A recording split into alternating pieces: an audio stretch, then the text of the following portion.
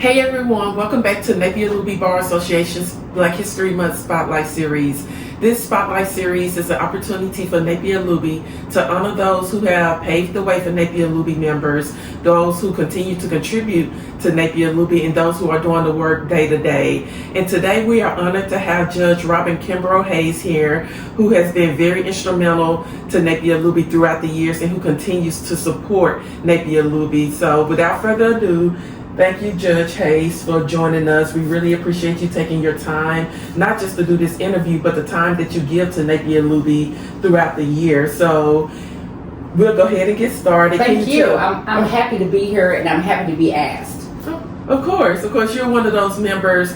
I don't even know if you know, I've been in Nashville almost 5 years now, and my first Napier-Looby meeting, you were the person who came up and was like, oh, you need to do this. And I probably would not be on the executive board. I remember that. Okay. So I always think about that, how Judge Hayes is the one who really, I was coming to be active with Napier-Looby, but I wasn't thinking about any type of leadership position, so I probably would not be here now as president had you not just said, no, you're going to get active. So I always remember you because of that. Oh, that is fantastic. That is fantastic. But just tell everyone, I know most people know you, but just tell us a little bit about yourself, what your career has looked like over the years, and how you are connected to Napier-Looby. Wow. I'm a general sessions court judge now, and I really enjoy being in this role, being able to help people and to really be an interrupter in systemic issues that I see having an impact on people who come through this docket. And so I'm really thankful to be in this position to do so. What led me here, I would describe my legal career like a pinball machine. And don't try this at home. I don't recommend this. But I didn't have a mentor. And I just knew that I wanted to be a lawyer and didn't really know what all that meant and how to get on a straight trajectory to where I am now. But I am grateful to Napier-Looby. Because I joined Napier-Looby when I first became an attorney. And now I look back at the old heads that were there, thinking about Robert Smith, Bernard Hirsch, and some others who came through Napier-Looby, and now I'm an old head. And so, but those relationships and helped me to understand the importance of connection, especially among African American lawyers, networking, and trying to understand where I wanted to go as an attorney. So I started off at the Attorney General's office, which was an amazing experience here in Nashville, and I actually got that through what they're calling the Damali Booker internship program. It wasn't called that a long time ago, but that's how I got that job. And it was an amazing experience. And then during that era, Robert Smith and Bernard Hirsch, they would hire lawyers and to kind of get their teeth cut, really mainly on general sessions work. So I did that for a spiel. My legal career was interrupted by my call to ministry. So I went to divinity school at Vanderbilt, and then after I completed that, I ended up doing a dual track of pastoring and engaging in the public service legal practice. Really? That is the long and short of it. I did take off completely to spend the younger years with my children.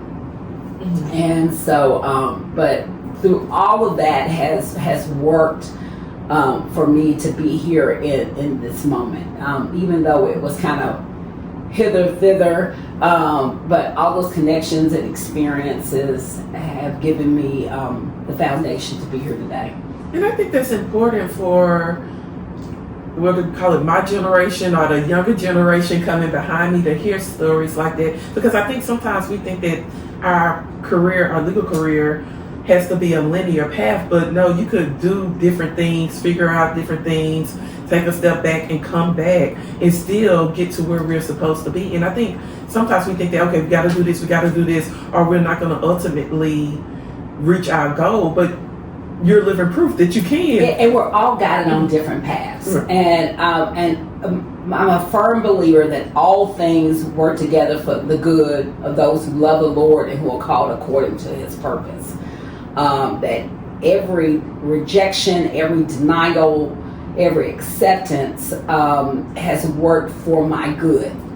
And I always wish I had a mentor when I left FISC, really, because I was very interested in politics then. And really had nobody in my sphere to help me to develop that and what that looks like for me. But I did come back to it, and it was at a good time. My kids were Elizabeth graduated from college, and Adric had graduated from high school and was in college. So it was a really good time for me to kind of re-engage a calling that was always there, even when I was in high school and college, and to be in this space. That's beautiful. I love that. And I actually had a scripture written on my bathroom mirror, Romans 8:28, and I truly live by that. So thank you for sharing that.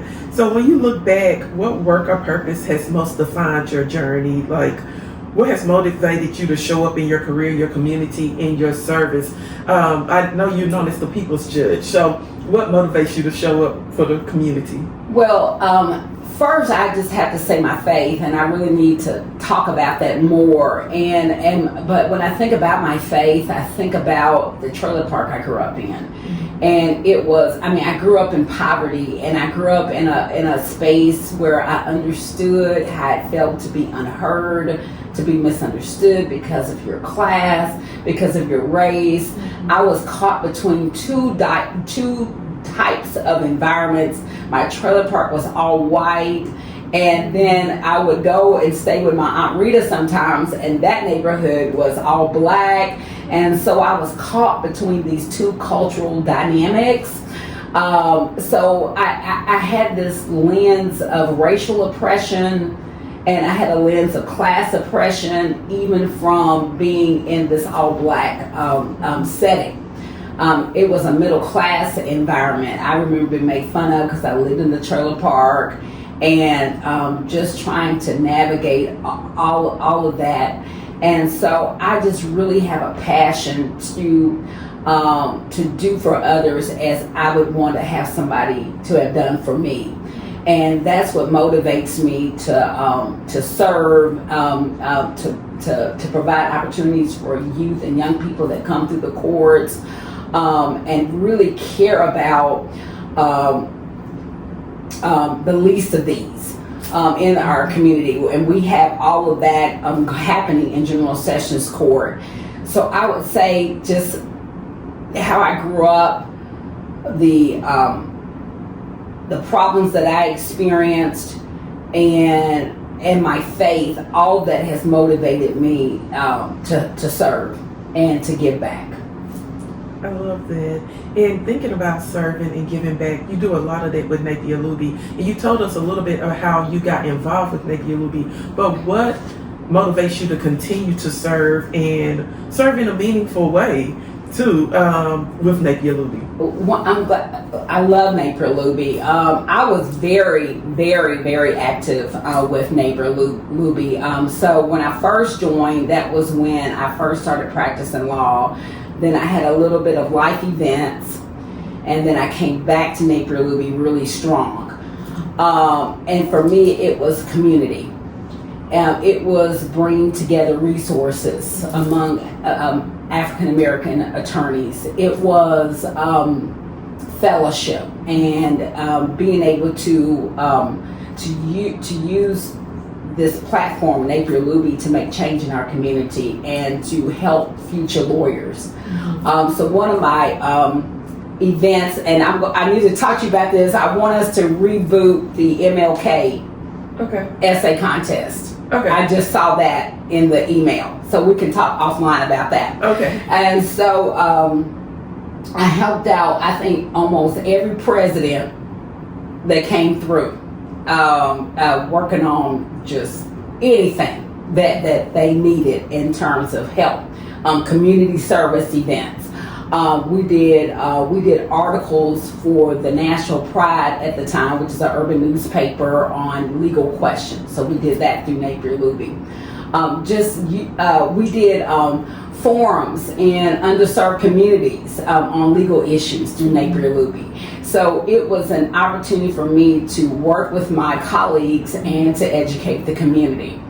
And so I'm still connected. So when you said, I said you do, I know that I'm an old head now, and we need to make room for new leadership, fresh blood, and a new understanding of how Napier-Looby serves in this times that we're living in now, and what that means.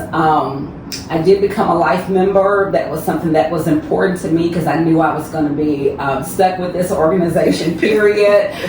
So I became a life member. But I must say this to get this on the record. So we re-engaged that MLK Drum Major for Justice essay and oratorical contest. Mm-hmm. And Elizabeth, my daughter, was in the wrote the essay, and I'm not sure how it ended up with just Elizabeth, but Elizabeth wrote the essay, and she auditioned for Napier-Looby for the Region 6 competition. Uh-huh.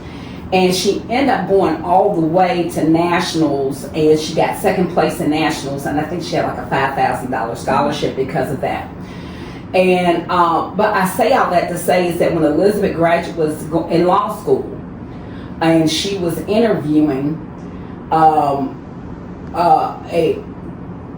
one of the persons at the firm where she works now, saw her resume and remembered her from that experience. Wow. That is just so huge. And so Napier-Looby is more than an organization that I volunteer and participate in or support you guys in the work that you're doing, but it has made a difference in the life of my children. Because Elizabeth, it was Raquel, she said, I heard your speech. Really? And so she had that connection. She called, had that connection. And you work in firm, you know how important that is. It is. And so, and Elizabeth works at O'Melveny now, and she's a second year associate now. So those things for me, I'm an only child, so. When I think about Napier-Looby, when I think about the NAACP, when I think about NPHC, all those organizations have become like family to me, mm-hmm. and they have poured in to my children.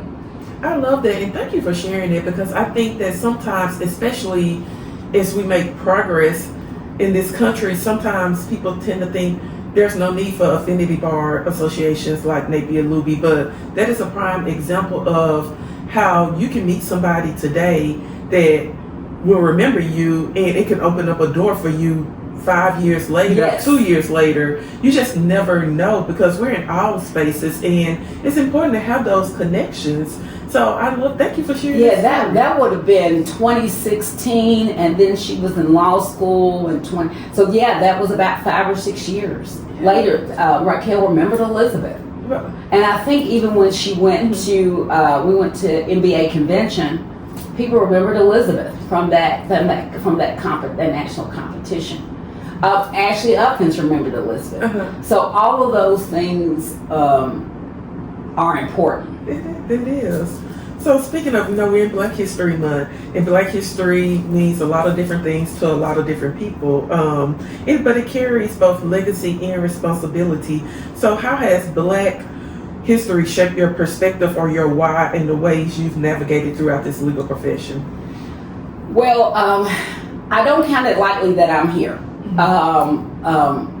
I have been in professions that are primarily male-dominated professions, and then on top of that being a woman, and on top of that being a Black woman, that's what I should say. So I don't take this lightly to be a part of Black history. And I thought about this when I got the invitation. I said, am I Black history? And I said, yes, I am. I said, Robin, you have made contributions to your community. You have made contributions to different types of communities, not just your affinity community. And those are things that make history, and those are things that need to be documented, and those are the things that come down and inspire us. And so that's why we are Black History, because we are leaving a legacy for somebody else. I was watching ice skating. I think I saw a clip of ice skating on social media. I saw a speed skater, and they were Black. And I'm thinking, when I was little watching the Olympics, it would never have occurred to me, and I know this sounds probably ignorant, that I didn't have the representation there. I never thought about that. And I think to myself, if I had seen a Black speed skater when I was younger, or if I had seen a Black diver or this, what possibilities that could have opened up for me. And so every day when we are making accomplishments in the skin that we're in, we are making history. Because in spite of the social norms, we are rising above those and making change. That's true, and it's one of those things where you can't be what you can't see. But when somebody sees someone do that, they're like, oh, that person did it, so I can do it too. So I think that's important to have representation in all of the spheres. So throughout your journey, was there a defining moment, lesson, or I know you said you didn't really have a mentor, but is there anybody or a moment that happened that left a lasting impression on you that made you decide to navigate, or was it your childhood growing up in those two different worlds? The trailer park was huge, and I didn't realize how huge it was until I ran for U.S. Senate. But I want to touch base on a letter that Vivian Fielder wrote me. She was my a computer science teacher at Fisk. And so I had a black trunk where I would keep positive memories in. And in 2019, I got married in 2019 to Hayes. We were packing up the house, and we were about to leave the house and live our life in Bellevue that we have now. And I was packing up things, and I was going through this black trunk. And I saw this letter that Miss Fielder wrote me. And she said, I suspect that you'll be going to Washington. And she wrote all these wonderful things that, I was going to be running for office, this and that. And it just really inspired me. So I decided to go ahead and put my name in for the U.S. Senate seat. Really? I moved there. So I put my name in for the U.S. Senate seat, and that was in 2019. And I ran for U.S. Senate. And I ran for U.S. Senate just because I wanted to get my name on the ballot, because Miss Fielder was right.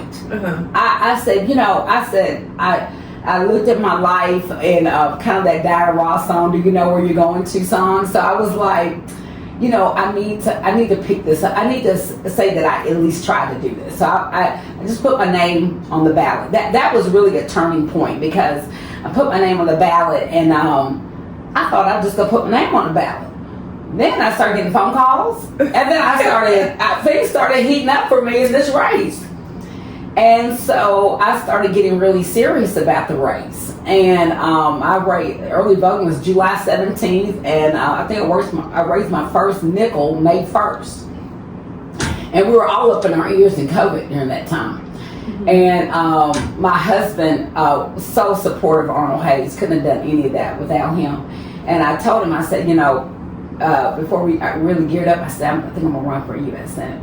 He said, okay. And then we looked at who was running. He said, we're getting started, and we did. And we ran a good race. And I didn't win the nominee, but I won early voting. I didn't win the whole thing for the party, but it was that race that would launch me into this judicial race. Okay. And then I won the judicial race because I had constituency who believed in my platform, my message. It was just such an opportunity for me to speak on issues I really cared about, and in such a way that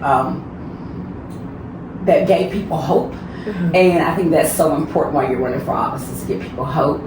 And I believe it was that letter that Vivian Fielder wrote, among other things, that had me to take this leap of faith, and it paid off, because I ended up running for judge. Oh wow, I love that you keep a box of all of those memories, and how someone wrote, I'm guessing a number of years ago. A number of years ago. Right.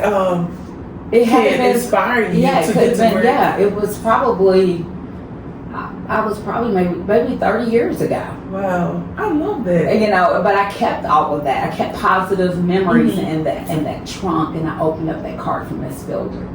And that's legacy right there. Her writing that letter and probably not knowing that it was going to launch you into another stage of your career. That's right.